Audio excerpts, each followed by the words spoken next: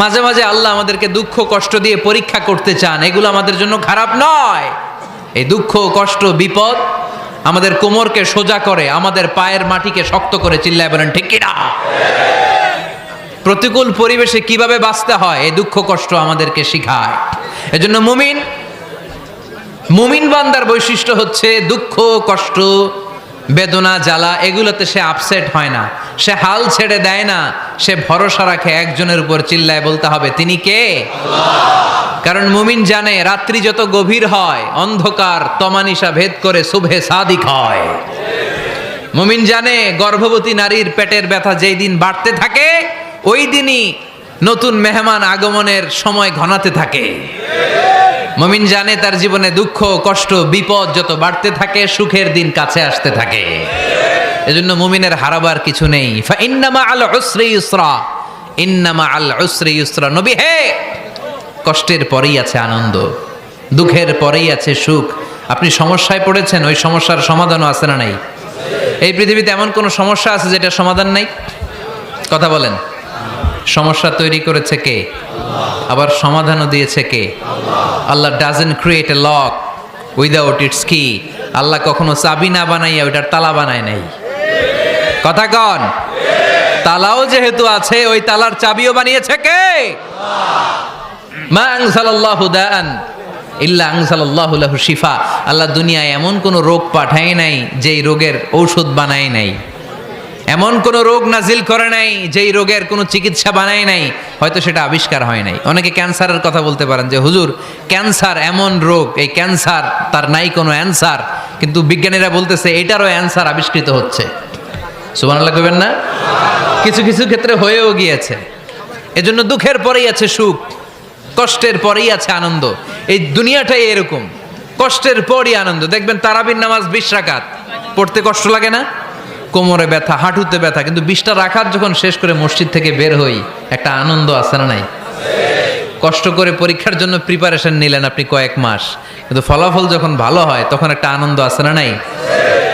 সারাদিন রোজা রাখলেন রমজানে, কি কষ্ট, তৃষ্ণায় গলা ফেটে যায়, কিন্তু ইফতারির সময় যখন রুহাবজার শরবতটা খাই কেমন লাগে?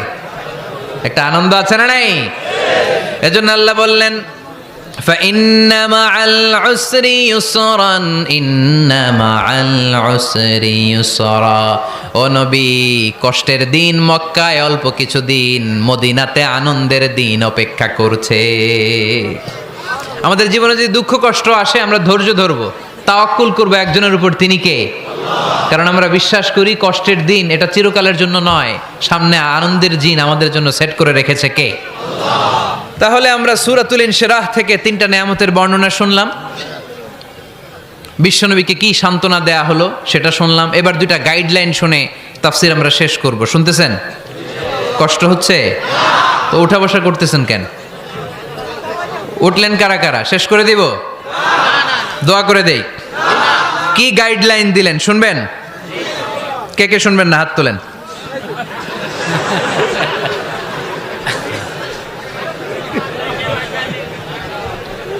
কষ্ট হইতেছে? গরম লাগতেছে না? আমিও ঘামতেছি আপনাদের সাথে সাথে। অনেক গ্যাদারিং হয়ে গেছে। আসেন আল্লাহর নামে 3টা তাকবীর দেই, তারপর কোন 2টা গাইডলাইন তিনি বিশ্বনবীকে দিলেন ওই নির্দেশনা বাণীটুকু শুনে আজকে আমরা বিদায় নেব। আওয়াজ করে পড়তে হবে লিল্লাহে তাকবীর, লিল্লাহে তাকবীর, লিল্লাহে তাকবীর। গাইডলাইন নাম্বার 1, ফাইদা ফারাগতা ফানসাব।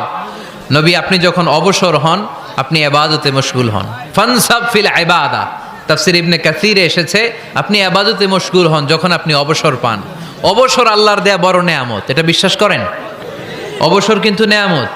আমরা অনেকেই অবসর সময়কে কাজে লাগাই না, কিন্তু অবসর চলে যাওয়ার পরে যখন ব্যস্ত হয়ে পড়ি তখন বলি হায় রে অবসরটা যদি কাজে লাগাইতাম। পরীক্ষার পরে 3 মাস ছুটি ছিল, এই 3 মাস অবসরে যদি পড়তাম তাইলে তো আজকে ভার্সিটিতে চান্স পেয়ে যেতাম, ঠিক কি না?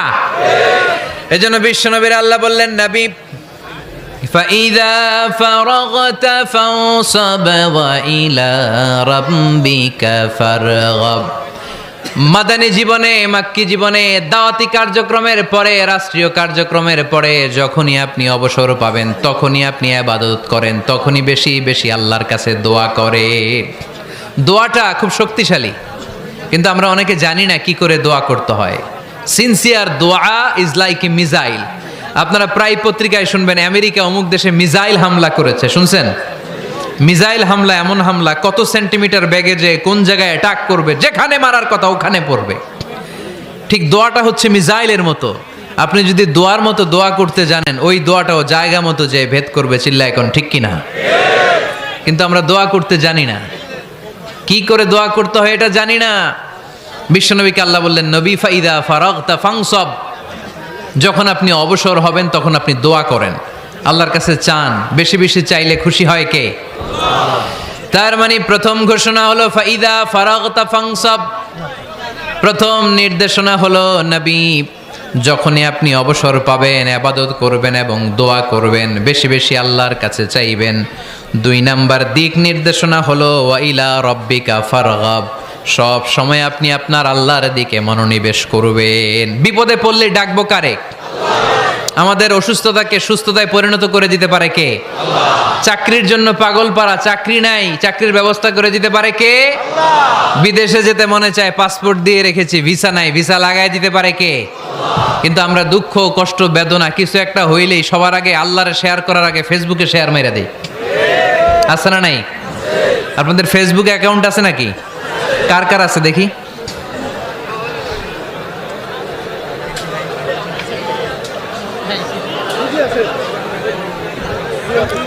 আছে আছে। এটার জন্য আমরা ভালো কাজে লাগাই, ঠিক কিনা? আপনি চাইলেই এমনভাবে ফেসবুক ফ্রেন্ড লিস্ট করতে পারেন যারা ভালো ভালো জিনিস শেয়ার করে, যারা মোটিভেশনাল জিনিস শেয়ার করে, ইসলামের পক্ষে কথা বলে। আপনার এক একটা শেয়ারে অনেকের জীবন বেঁচে যেতে পারে, ঠিক কিনা? একজন মুমূর্ষ রোগীকে বাঁচাতে রক্তের প্রয়োজন, রক্তের গ্রুপ এ পজিটিভ।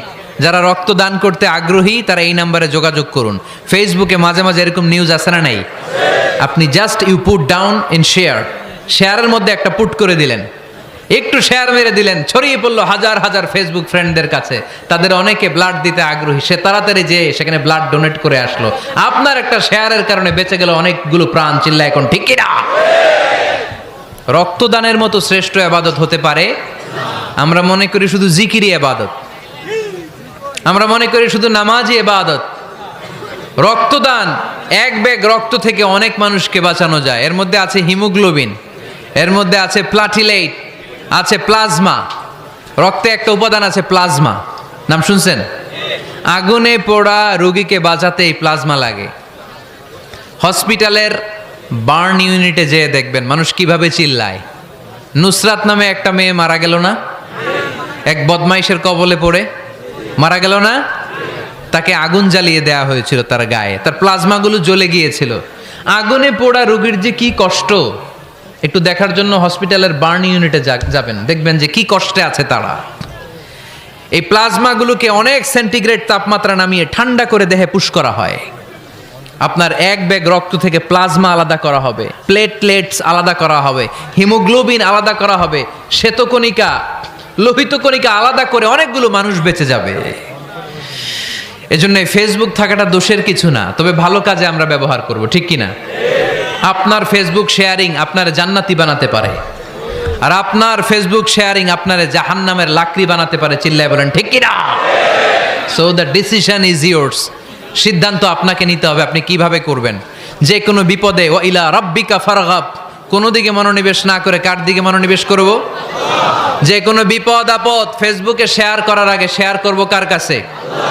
আমাদের যার যা লাগে আল্লাহ সবও যদি দিয়ে দেয়, আল্লাহর ধনভাণ্ডারের 1 ইঞ্চিও কমবে? হাদিসে কুদসিতে আল্লাহ বললেন, লাউ আন্না আউওয়ালাকুম ওয়া আখিরাকুম ওয়া ইনসাকুম ওয়া জিন্নাকুম, পৃথিবীর সব জিন, পৃথিবীর সব মানুষ বিশাল মরুভূমিতে দাঁড়িয়ে যদি আমার কাছে চাইতে শুরু করে, আল্লাহ এটা দাও, ওটা দাও, ওটা দাও, আমি আল্লাহ তোমাদের সব চাহিদাও যদি মিটিয়ে দেই, আমি আল্লাহর ধনভাণ্ডারের 1 ইঞ্চিও কমবে না। এজন্য চাইবো কার কাছে? বিপদে আপদে ভরসা করব কার কাছে? আর অবসরগুলোকে কাজে লাগানোর দরকার আছে না নাই? স্বাবলম্বী হওয়ার চেষ্টা করার দরকার আছে না নাই? ফাইন্নামা আল উসরি ইউসরা, ইন্নামা আল উসরি ইউসরা। নবী হে, কষ্টের পরেই আছে সুখ, দুঃখের পরেই আছে আনন্দ। সব সময় মানুষের সময় একরকম কাটে না। এজন্য আমরা তাওয়াক্কুল করতে চাই একজনের উপর, তিনি কে?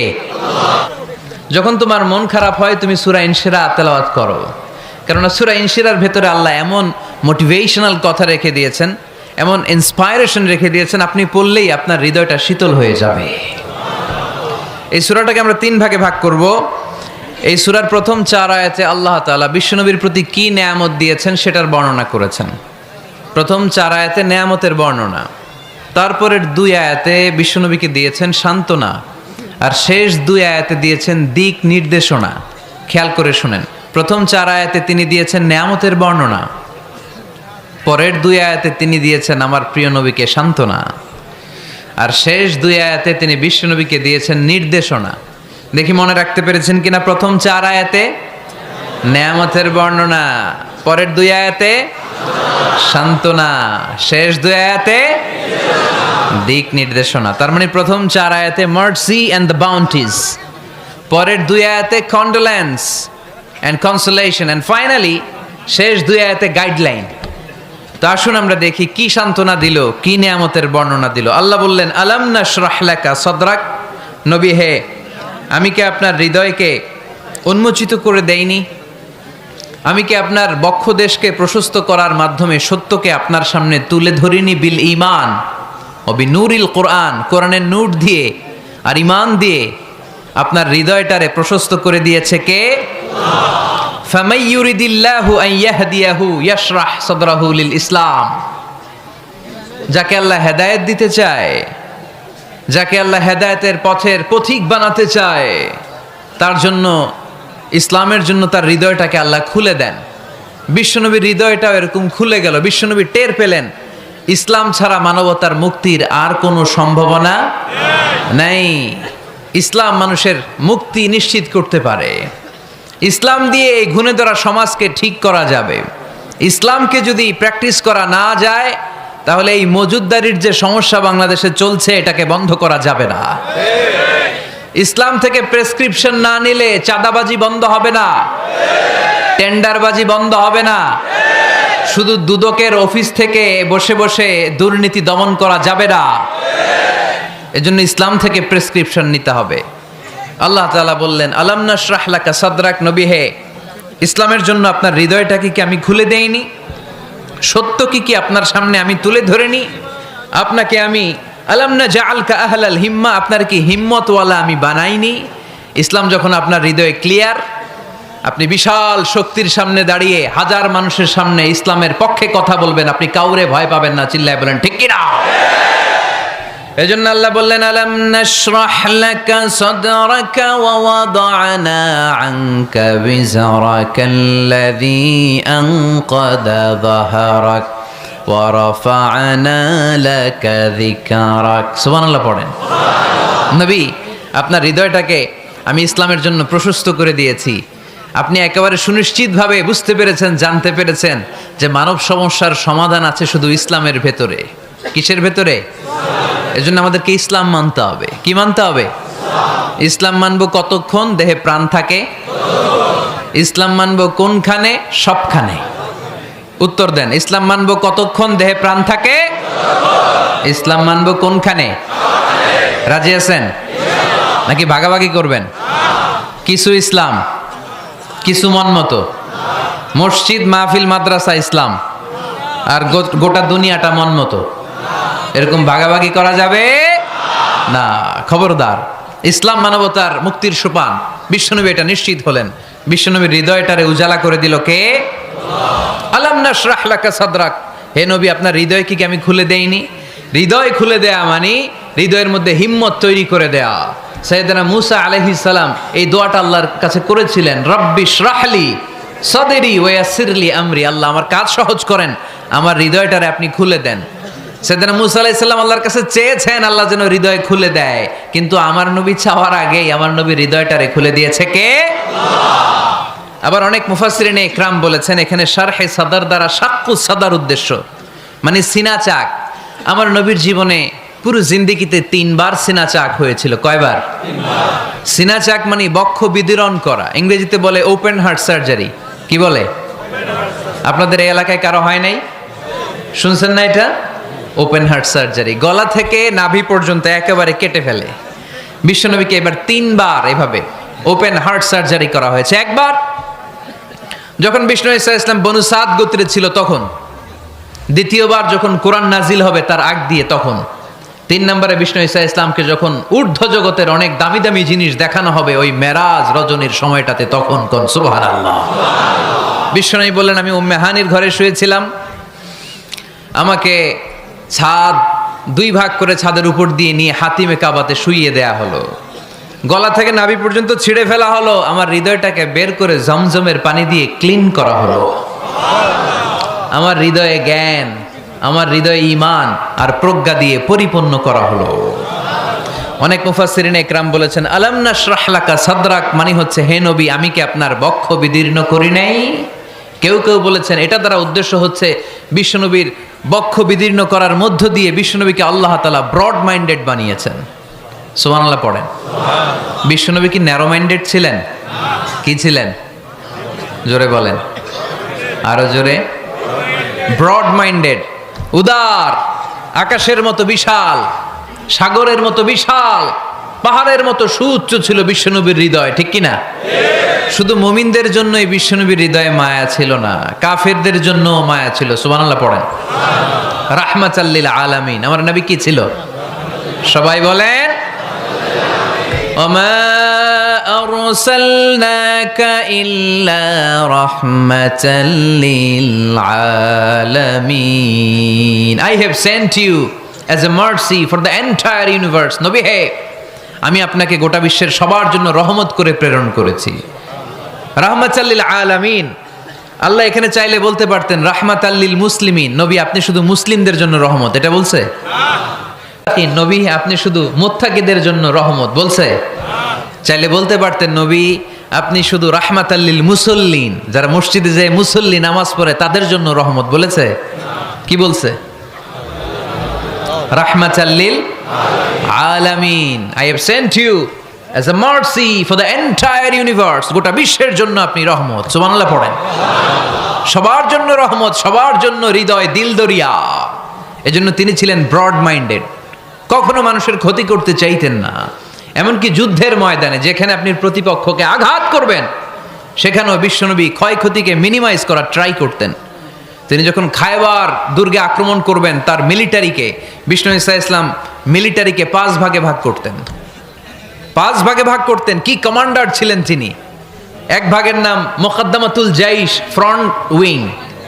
ডান দিকে একটা থাকতো মাইমানা, বায়ে একটা থাকতো মাইসারা, মাঝখানে যে ব্যাটালিয়ন থাকতো এটার নাম কালব, পেছনেরটার নাম খালফ। সুবহানাল্লাহ পড়ে। এজন্য বিশ্বনবী যখন অ্যাটাক করতেন তখন সবাই বলতো যা আল মুহাম্মদ ওয়াল খামিস, মুহাম্মদ তার 5 উইং এর ব্যাটালিয়ন নিয়ে আমাদের উপর আক্রমণ করেছে। যুদ্ধের ময়দানে তিনি ঘোষণা দিতেন, খবরদার, এই যে ইহুদিদের উপর আক্রমণ করবা, যুদ্ধ করবা, কোনো নারীদের গায়ে হাত তোলো না, শিশুর গায়ে হাত তোলো না, বৃদ্ধ বৃদ্ধার গায়ে হাত তোলো না, খ্রিস্টান পাদ্রী বাবা যারা আছে, ফাদার অফ খ্রিস্টিয়ান, পাদ্রীদের গায়ে হাত তোলো না, যুদ্ধ করতে যে গবাদি পশু মেরো না, গাছপালাগুলো ভেঙো না। সুবহানাল্লাহ কইতে মনে চায় না? গেছে যুদ্ধ করতে, গেছে কি, কিন্তু ক্ষয়ক্ষতি মিনিমাইজ করার জন্য কি চেষ্টা করতেন! কি রহমতের নবী! সবাইকে সম্মান করতেন, সবাইকে মানুষ হিসেবে দেখতেন। আমরা ভাগ করে ফেলি, আমরা দেখা মাত্রই যদি দেখি মাথায় টুপি আর দাড়ি, তখনই ভাবা শুরু করি এটা কার মুরিদ? ঠিক সরসিনার মুরিদ, না চরমনায়ের মুরিদ, না আট্রসির মুরিদ, না অমুক জায়গার মুরিদ। অথবা আমরা বলতে শুরু করি কি জামাত করে, না খেলাফত মজলিস করে, না ইসলামী আন্দোলন করে, না তাবলীগ করে। ভাগাভাগি আছে না নাই?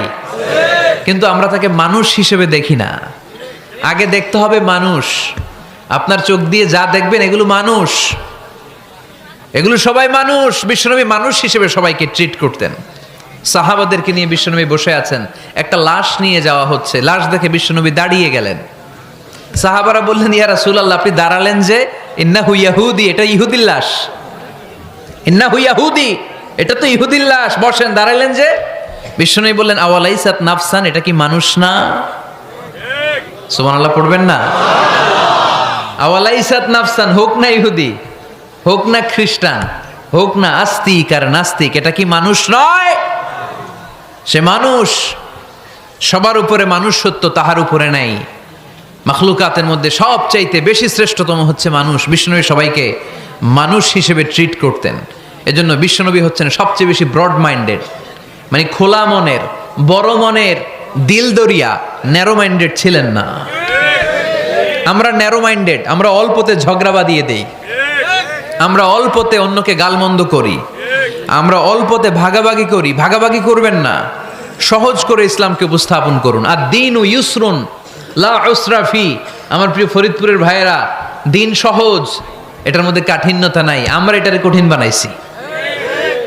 আমি প্রায় বিভিন্ন মাহফিলে বলি যে আল্লাহ ছাড় দেয় কিন্তু মাওলানা ছাড় দেয় না।